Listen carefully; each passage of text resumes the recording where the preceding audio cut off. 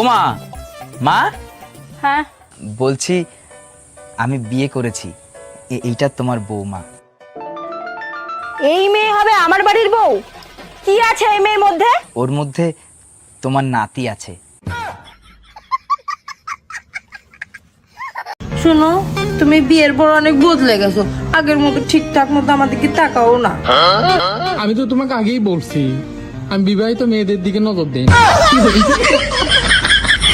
জি জি, আমরা ভালো আছি। এক মিনিট, এই তোমার বাবা আসতেছে, কিছু আনতে হবে? মুরগি, খাসি, ইলিশ মাছ, দই, রসমালাই আনলেই হবে। হ্যালো শ্বশুর মশাই, এইগুলো নিয়ে আসলেই হবে।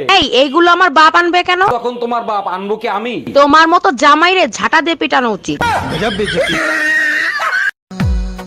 তোমার হাতটা যখন ধরেছি, মনকে কথা দিয়েছি, ছাড়বো না হাতে মরণ কালেও তোমায় বুকে রেখেছি।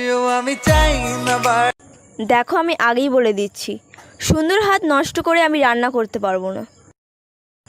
বিয়েটা হোক, টয়লেট পরিষ্কার করাবো।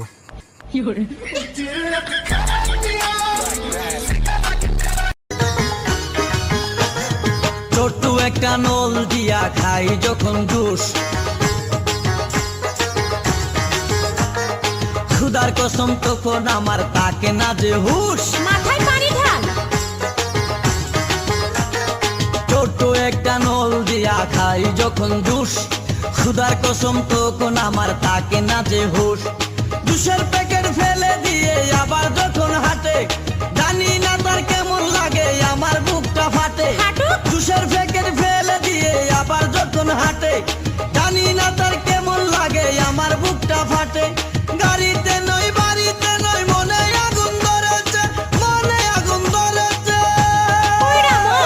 বুরকা পরা মেয়ে পাগল করেছে, একটা বুরকা পরা মেয়ে পাগল করেছে। বাবার টাকা উড়াই দিছি তোমার পিছনে, ঢাকা শহর বাদ রাখো নাই ঘুরতে সবখানে। ভুল করিয়া এই পথে আর আমি যাব না, আর কারোর সাথে প্রেম করিয়া ধরা খাবো না।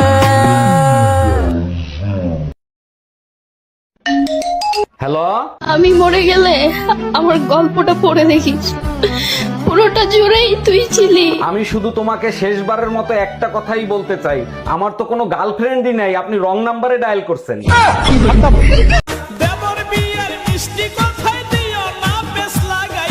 বিশ্বাস রাখো এই আমানত শুধুই তোমার লাগিয়া, কেমন করে থাকবো তোমায় ভুলিয়া। কিছুদিন পর আসবো দেশে ফিরিয়া, বিদেশেতে যাইবা তুমি আমায় একা রাখিয়া, বিদেশেতে যাইবা তুমি আমায় একা রাখিয়া, কেমন করে থাকবো তোমায়